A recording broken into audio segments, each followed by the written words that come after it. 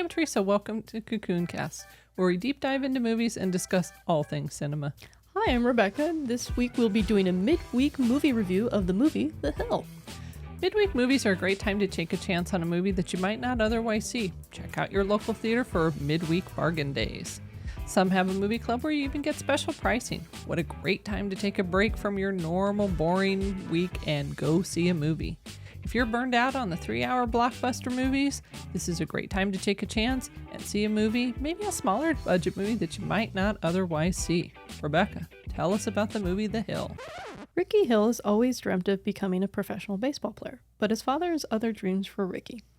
As Ricky grows older, he faces new opportunities and obstacles on the way to his dream, each more daunting than the last, until the only two things left standing in his way is a tryout for the MLB and his father's approval. Rebecca, we chose this movie for several reasons. I know for me, I really love true stories, and I was very excited to hear this was a true story. Seen some of the trailers, seemed pretty intriguing. I was willing to give this one a try. This was a great midweek movie to watch. I was really excited to see that this was a baseball movie, given that the baseball space is rather sparse nowadays. The last major movie I can think of didn't even really focus around the players as much as the coaching staff. Okay, so you were up for it too, right? We both agreed that we wanted to see it. I know the trailers really discussed his baseball career. I know you and I had seen earlier trailers. The movie did surprise me, however, though. It talked about his baseball career, which we'll talk a little bit about. Try not to give too many spoilers. However, it really delved into his family life, his early life. I think it was maybe 6 or 7. Crushed with the girl next door, his brother, his sister. Big discussion around his relationship he had with his dad. His dad's definitely influential, and I find it nice that this is a complete story of a person. This isn't a person who plays baseball.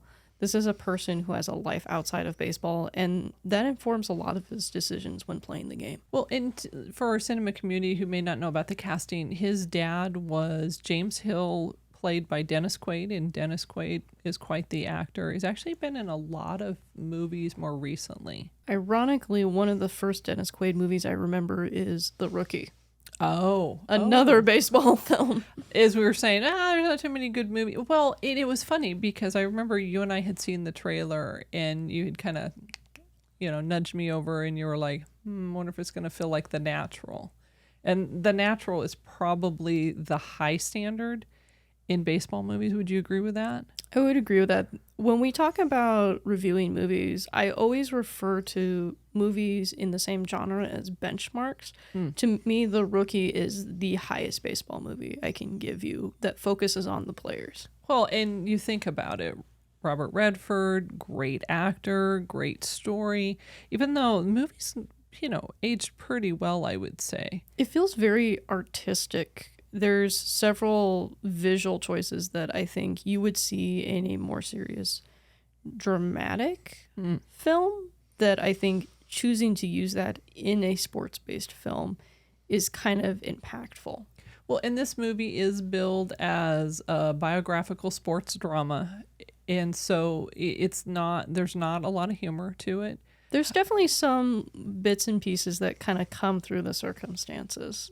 Correct. And the movie, as you said, it follows his life from a young man, flashes forward to him in high school, and then a little bit beyond that. And then at the end of the movie, there are a few Easter eggs that we would encourage the cinema community.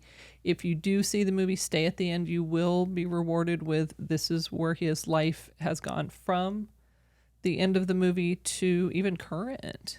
Any surprises for you, Rebecca, in the movie? I think I was surprised how cohesive the movie was for jumping between two timelines. When we first meet him as a 6-year-old, you're expecting to last for 10 minutes, but it takes up half of the movie and it wasn't grating. So the movie not only focuses on his personal journey, but also his spiritual journey. His father is a pastor, so it does play a pretty prominent thread in his life. Well, both through his dad and the teachings of his dad and his family, but also for him, you see his evolution within the spiritual piece and how that ties in with baseball. And to me, that's interesting. So it's not baseball and spiritual pieces, it's his spiritual life informs his decisions around baseball.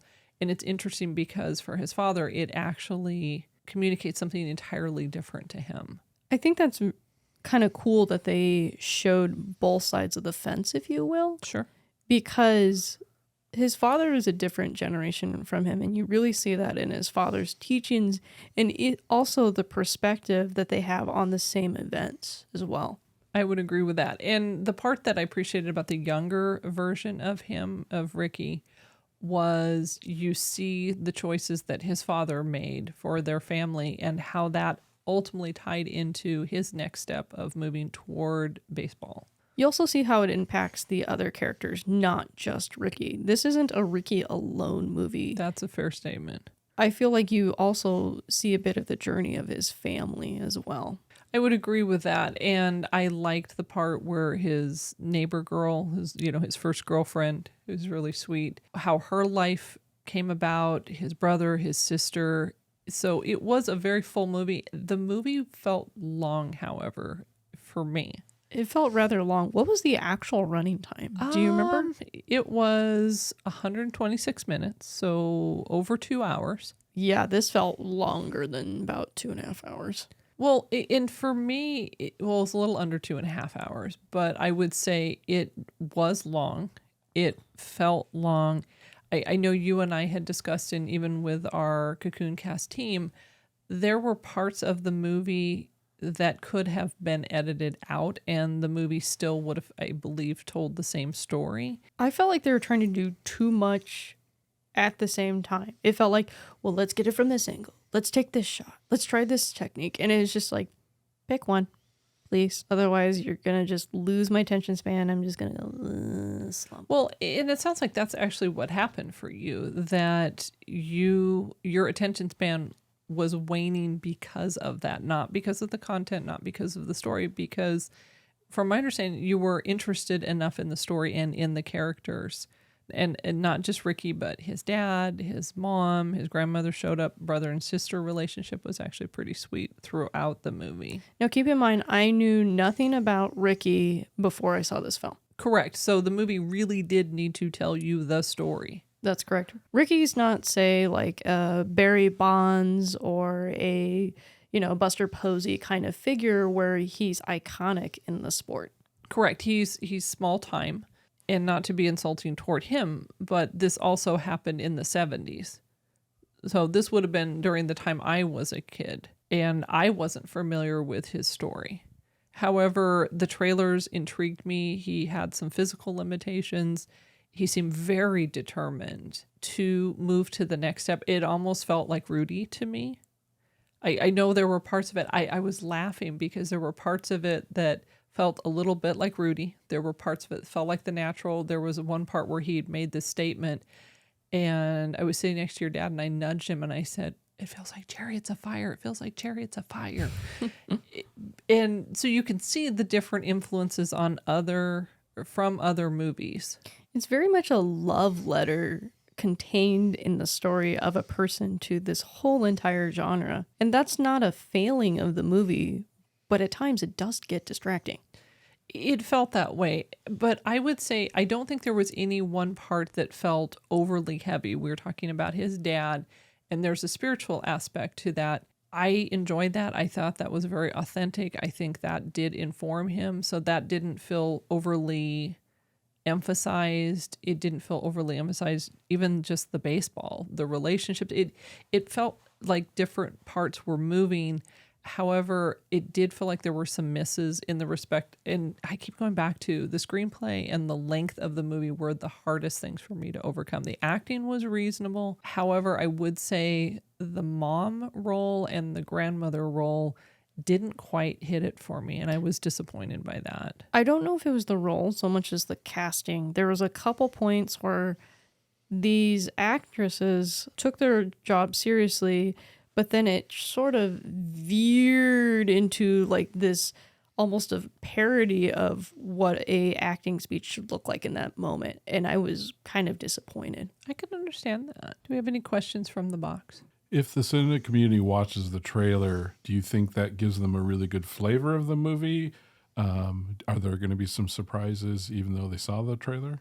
I think the biggest surprise for me, as I discussed earlier in the review, was just the commitment to one part of the timeline. So you are going to have to watch kid actors for a bit. They're not grating, but it is something you have to be aware of potential acting limitations in terms of telling a story. The trailer gave me a pretty good understanding of the movie. It did not tell me the depth in which the characters would be developed. There was Scott Glenn, who was in the movie, and he played a scout. I found that fascinating. He had been reconnected with Dennis Quaid, and they were in The Right Stuff back in the day. That was something I wasn't expecting. And the depth of the relationships beyond that, I wasn't expecting to see a kid for, like you said, a longer period of time in the movie. Do we have any questions from the box? Being that the film has a large portion talking about Ricky Hill's childhood, do you think the sets, the costume choices, then the stylistic choices transform you really well back to that period? I think that the cinematography was really good about choosing how to frame certain moments. Especially, I was talking with Teresa about the color palette specifically. I was going to say the coloring you'd made the comment about. There's not enough detail that gets brought up to the point where it becomes distracting. It's like, oh, you're very clearly in this time period. It feels very fluid. I would agree with that. And I know for me, I like set design, so I do pay close attention to that. The costuming, the set design felt authentic with, as you said, not distracting or obvious. It did, in my mind, it brought you back to his socioeconomic status that was, he was a real poor young man. That was communicated well without being in your face. In your face, correct. It was just a matter of fact. The cars, the set. I felt that the set design was actually a really strong feature of the movie. I wasn't so much impressed by the set design as much as I was noticing the costuming choices. Sure. They told me a lot about the characters without the characters saying things. I like the costuming design as well, and I know that's one of your notice pieces as well. That's generally when we watch a film, that's one of the things I look at because that tells me a lot about the production team and the amount of detail they're willing to put into it. That's true. That's a good point. Rebecca, on a scale 1 to 5 moths, how would you rate this movie? It's a pretty soft 2. Soft 2. Number one reason for a 2. I felt like this movie could have been consolidated just a bit more and it would have had a greater impact. I would agree. I would also give it a 2. I think the acting was reasonable. I think the story, of course, was compelling. However, the length of the movie really kept me from really loving the movie as much as I had hoped that I would.